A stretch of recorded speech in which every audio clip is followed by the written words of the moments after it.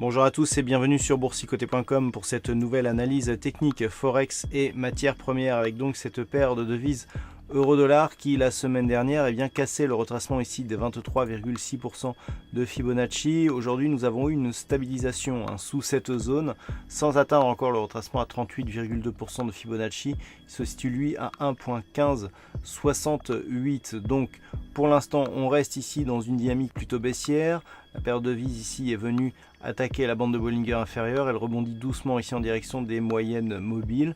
Et tant qu'elle ne repassera pas au-dessus des 1.1645, eh bien l'objectif se situe donc sur ce retracement à 38,2% de Fibonacci qui cote à 1.1568.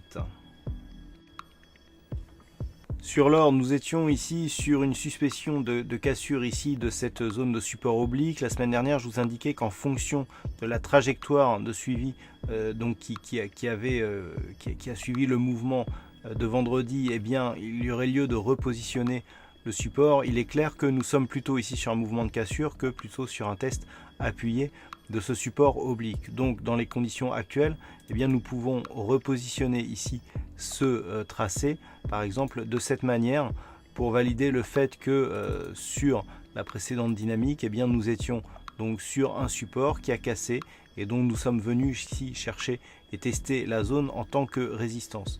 Donc pour l'instant il y a bien perte de la dynamique donc haussière qui nous faisait évoluer au-dessus de ce support, mais qui ne se fait pas dans une phase de consolidation. Certes, on a eu ici un nouveau plus bas significatif, mais avec très peu d'amplitude. On a plus ici une trajectoire horizontale. Certes, celle-ci s'inscrit sous la moyenne mobile 20 exponentielle et avec des contacts ici sur la bande de Bollinger inférieure. Mais pour l'instant, la cassure ici du retracement à 23,6% de Fibonacci n'a pas donné lieu à un retour ici sur la zone des 38,2 qui se situe à 1193,45.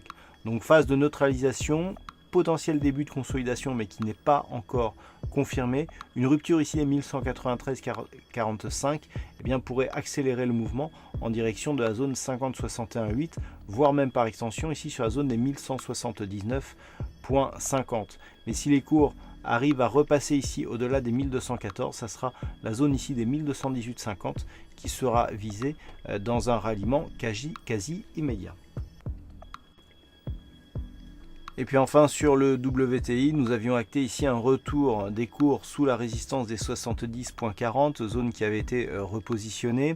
Alors par rapport à ce contact, ce que nous pouvons remarquer, c'est que les cours sont revenus effectivement sur la moyenne mobile 20 exponentielle, mais qu'ils rebondissent sur ce niveau. Donc même si nous sommes ici depuis désormais quelques jours sur une phase de stabilisation très court terme, on reste quand même dans un fond de tendance qui est orienté à la hausse, et ce tant que les cours évoluent au moins ici au-dessus de cette moyenne mobile. D'ailleurs, le fait que celle-ci se rapproche de la zone des 70,40 devrait précipiter une éventuelle rupture de ce niveau. Et si tel était le cas, eh bien nous aurions un objectif de suivi qui nous ferait viser ici la zone des 72,60 $ le baril. Ce n'est que sur une rupture ici baissière de cette moyenne mobile que l'on perdrait la dynamique, auquel cas on pourrait avoir un retour ici sur cette zone intermédiaire des 68,30 $ le baril pour un objectif immédiat, et dans un suivi, un retour possible sur la zone ici de support des 66 $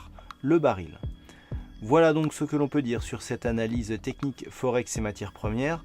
Passez une bonne soirée, de bons trades, on se retrouve dès demain pour d'autres analyses techniques, toujours sur le site boursicoté.com.